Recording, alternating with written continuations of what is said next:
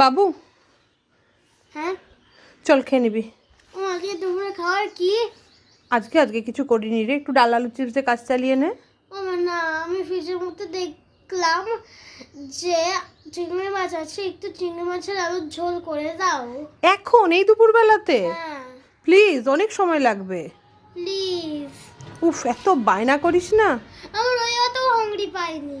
তাহলে কি তুই অপেক্ষা করতে পারবি? হ্যাঁ আচ্ছা ঠিক আছে, দেখছি। ততক্ষণ কিন্তু পড়াশোনা করতে হবে, ঠিক আছে? আচ্ছা নাও বই নাও। ওকে, অর্ক পড়াশোনা করছে, আমি দেখি চিংড়ি আলুর ঝোল একটু করে দিই। এই হয়েছে জ্বালাতন। হ্যালো এভরিওয়ান, আমি সোনালি আর আমার চ্যানেলে আপনাদের সকলকে স্বাগত।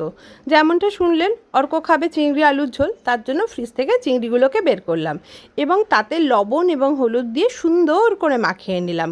আলুগুলোকেও আমি সেমই করব, চিংড়ির মতনই দিয়ে দেবো একটু লবণের ছেটা, দিয়ে দেবো একটু হলুদ এবং তাদেরকেও সুন্দর করে রাঙিয়ে দেব। বসন্ত আসছে তো, তাই বসন্তের রঙে আলু চিংড়ি একেবারে রেঙে গেছে। এবার কি করব, নেব কিছু বেসিক মশলা, যেমন আদা, লঙ্কা, রসুন আর একটু টমেটো, গ্রেভির জন্য আর কি। ব্যাস, এগুলোকে একটা ফাইন পেস্ট করে নেব। আর সঙ্গে লাগবে কিছু পেঁয়াজ। ব্যাস, পেঁয়াজগুলো কুচি করে রেডি হয়ে যান, আর কিচ্ছু প্রয়োজন নেই।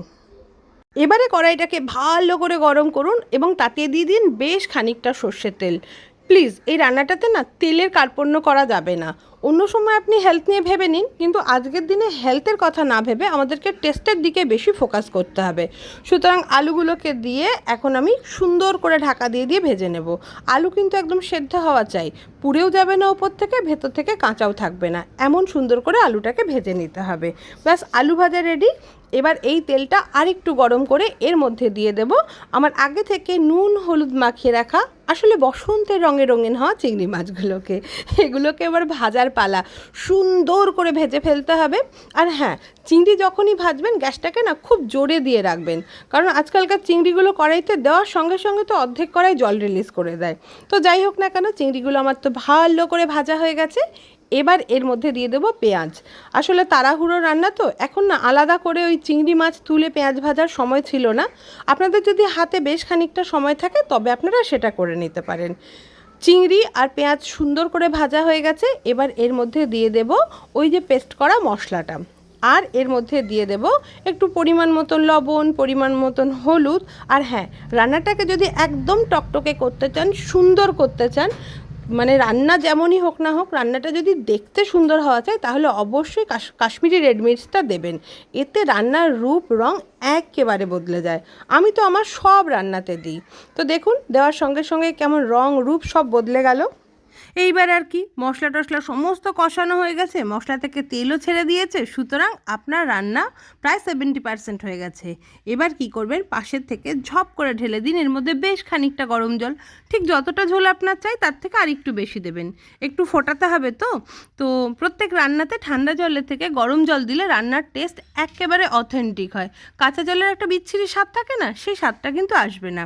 তো ব্যাস, আমাদের ঝোল রেডি, টকবক টকবক করে ফুটছে, আর ওদিকে আলুগুলো রেডি হয়ে রয়েছে এই সুন্দর ঝোলে একটা ডুব দেওয়ার জন্য। সুতরাং আলুগুলোকে দিয়ে দিলাম এই ঝোলের মধ্যে। এবার শুধুমাত্র সময়ের অপেক্ষা, একটু পরেই ঝোলটা ফুটে গেলে আপনি পাবেন সেই সুন্দর স্বাদে গন্ধে অপূর্ব সেই চিংড়ি আলুর ঝোলটা। সুতরাং দেখুন, আমাদের রান্না প্রায় কমপ্লিট। আর এখন একদম শেষবেলায় যেটা দিতে হবে, সানরাইসের শাহি গরম মশলা। এটা দিলে রান্নার স্বাদই আলাদা হয়ে যায়। ওহো, এবারে ব্যাস প্লেটিং করব। তো দেখুন, আগে থেকে ভাত আমি দিয়ে রেখে দিয়েছি প্লেটের মধ্যে, পাশ দিয়ে সুন্দর করে সাজিয়ে দিলাম চিংড়ি আর আলুর ঝোল। ব্যাস রেডি। আমার মতন আমার ছেলেও কাঁচা পেঁয়াজ ভালোবাসে, সুতরাং দিয়ে দিলাম এক টুকরো কাঁচা পেঁয়াজ। ব্যাস, এবার নিয়ে যাব অর্কর কাছে। দেখুন কি সুন্দর দেখতে হয়েছে। চলুন, আমার ছেলে কি বলে সেটা এখন দেখা যাক। এই যে অর্কর লাঞ্চ রেডি। অর্কর একটা ভাই এসছে, ভাইয়ের সঙ্গে খেলা করছে, খাবারের কথা তো ভুলেই গেছে। এই দেখ কেমন হয়েছে দেখতে, ভালো পছন্দ? মাছগুলো কই? চিংড়ি মাছগুলো, এত চিংড়ি মাছ তুই দেখতে পাচ্ছিস না? না, আচ্ছা ঠিক আছে, দেখাচ্ছি দাঁড়া। দেখো আমার ভাই আমাদের বাড়িতে এসেছে। ঠিক আছে, ভাইয়া তুমি মিলে খাও। হ্যাঁ, এই নে চিংড়ি মাছ, দেখতে পাচ্ছিস না? এটা কি? ও কি পেয়েছিস চিংড়ি মাছ? আর একটু ঝোল টেস্ট কর। ভাতটা কেমন ডেকোরেট করেছি বল? ভালো। ভালো? এনো খুশি? আচ্ছা এনো, ওই যে ওপাশে রয়েছে তো অনেক। ভালো লাগছে? ওকে, বাই বাই করো সবাইকে। Bye bye.